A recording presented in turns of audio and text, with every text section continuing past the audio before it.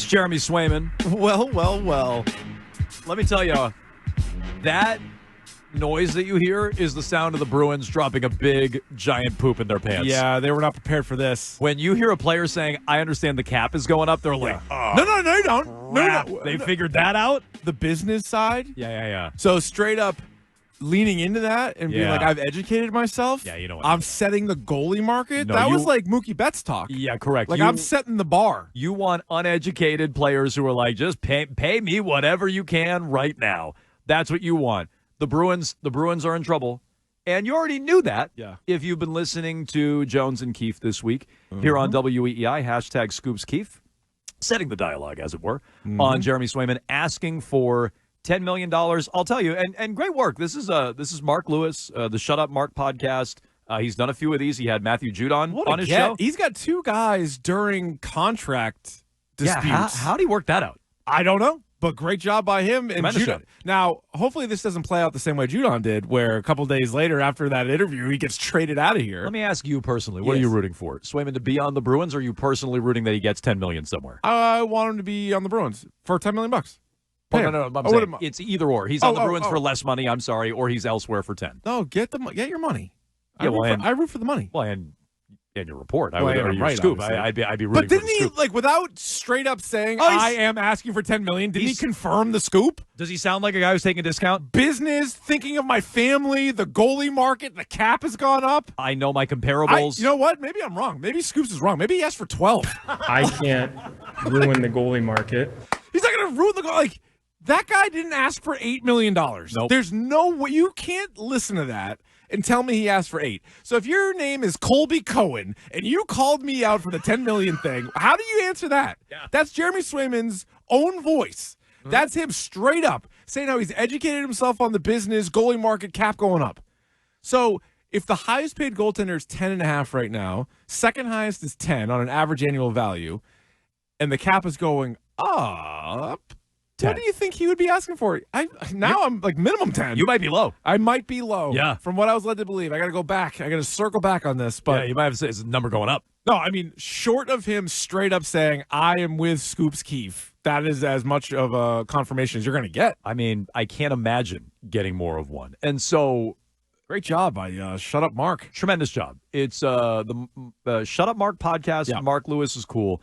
On Twitter, Judon Swayman. I was going to say, who else is in a contract dispute that will go on that show? Who's next? I don't know. Who is next? Who's the next angry player who wants to get paid in the city? Well, the Celtics paid all their guys, so it won't be a Celtics. Wick. What Red Wick will go on and spill all the beans. Who? Yeah, Casas. Good one. That's a great one. He already turned down extension talk, so yeah, it'd be Tristan Casas. So look for him to be on that show coming up. Inside baseball, but Tristan Casas was supposed to produce for a day the old afternoon program here on WEEI. He was supposed to come in with Bradfo one day. You guys didn't pay him enough money. He said he wanted to come in and push buttons. Oh, that's an insult to Nick and Billy. They do a lot more than that. That's what I said to push buttons. The great Ryan Garvin. I said, it's really a slap in your face. They think you can just come in, push some buttons, and do your job. That's all it is. That's all they're doing back there. It's like the texter to you with your parenting advice earlier today. Yeah, no, and I did open the door to that because if you missed the beginning of the show, somehow my one of my two daughters doesn't sleep like at all, and then I did ask for suggestions, so that is kind of on my part. You open yourself up to that. But I appreciate the different ones, like, hey, maybe try like melatonin, which like whatever, and then like maybe try this or whatever. But then the ones being like, hey, give your kids some exercise, like shut up. Like I'm just plopping the kid down and ignoring her all day. Like we do plenty of stuff. She should be exhausted. But anyway, I'm exhausted. That's that. So yeah, that's a great one. That's the next guest for that podcast, which apparently is making a lot of news. Yep. Let me add this, and this is another person I think acknowledging your report now, Keefe. You ever check out at Bruins Cap Space on Twitter? Not regularly. That's where I go when I want to check, and you'll see this very on the nose. The Bruins Cap Space. Bruins Cap Space? That's where I'll go. And is that an official account run by the Bruins? It's a good question. I'm not sure who runs that. Just like a fan. Some of these counts. You just never a guy know. who's into it. But he could be somebody connected to the league, formerly to the league. Could be or gal. You're could right. be Colby Cohen. Could be a burner. Double dipping Colby Cohen. They tweeted out yesterday, Swayman cannot get over that arbitration hearing, which I agree with that. He doesn't stop talking about it. Yeah. Bruins did him a favor, only electing for 1 year instead of 2. So he's saying they could have put the screws to him even more. He also says, I think a holdout is coming, but we'll see. Which you don't see a lot in hockey. Well, and if a holdout happens, Keefe, score one for #Scoops Keefe, because a holdout isn't happening over peanuts. A holdout is happening over a player who wants something like $10 million a year. Listen, Jeremy, I didn't need the confirmation because Scoops Keefe has a track record that is flawless. However, you coming out the next day and saying this, I do appreciate it. That's good timing. Nice. Very, because now the people very good timing. The people that called me out for it or are like, oh, I don't know about this report. Like, what's your move now? What do you say now? Yeah. Like, Swayman doesn't know what he's talking about. You got to do exactly what you said. The report is Panic? wrong because he wants 12. No, he 12. wants 12. Yeah, you got to up the number. Yeah, maybe. In fact, #Scoops Jones is now reporting. My DMs are, I still got to figure out how to open them, but I'm now reporting it's 12. They're in there. But the Bruins are in trouble. A guy who is referencing the cap space or the salary business. cap going Straight up the business. The business of hockey, resetting the goalie market. I know my comparable. You never want to hear that. I know my comparables. I know my comparables. He's ready. This arbitration thing is what did it. Like, that is the villain origin story for Jeremy Swayman. He was a mild-mannered dude from Maine or from Alaska, played at Maine, happy-go-lucky, hugging the other goalie. Yeah. Then he's like, hey, I want like a little bit more money because I'm the starter. And they're like, you're not good enough. You take this amount instead.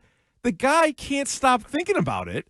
So now you've turned him into a player that went back and did all kinds of research on like the salary cap, the overall business. And it's funny, the two guys were talking about, Swayman and Judon. Judon straight up said, I don't like the business of it. I like football. Judon's like, I drafted my own contract on the Notes app. No, meanwhile, Swayman is a composition book, and I hand it to him. Swayman's like, no, I was a business major or whatever at the University of Maine. I'm still doing it. I'm well-versed in it. Instead of, like, writing it up in, crayon on a piece of paper. He means business. Yeah, no, he really does. He does. And, Judon got his way, too, by the way, but very different. And Judon didn't get his contract. Judon just got away from the Patriots. Yeah. So we'll see. Let's go to Bob in Londonderry. Go ahead, Bob. Hey, guys, enjoy the new show. Thank you. I had a question in regards to the goaltending. For example, I don't know the goalie who's on the Stanley Cup winning team, but let's just say whoever he is, just say he was getting 5 or 6 million. It was Sergei Bobrovsky. He won a Stanley Cup. It was 10. Bobrovsky's got 10. Has failed miserably. Not blaming him, but you're never winning a Stanley Cup with this guy. He does not have that talent. Wait, what? And remember, 15 years ago, hold on a second. Look what we did to Tukarash. We made him the highest goalie. That was another failure.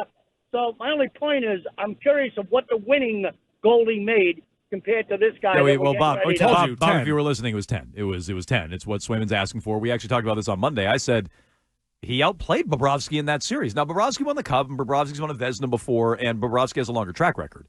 But head-to-head, Swayman outplayed him last year. He was also getting benched in the Stanley Cup Final because he was getting up 7 goals a game. Yeah, but that's also, to me, that's the first time I've ever heard anybody say you're not winning with Swayman.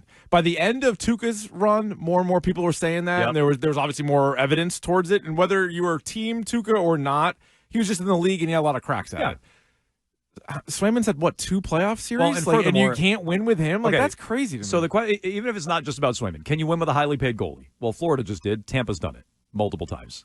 Am I missing another highly paid? Vasilevsky well, you know what's funny? 9.5? So, yes, Vasilevsky's 9.5, but it's almost similar to the rookie quarterback conversation where you can find an example to fit your argument. So if you're like, don't pay goalies, you can go find a couple cheap goalies. Then it's the highly paid, you can win with a highly paid goalie. Sure can. Like, there's examples of all of it, right? There are guys that are elite goalies that have won.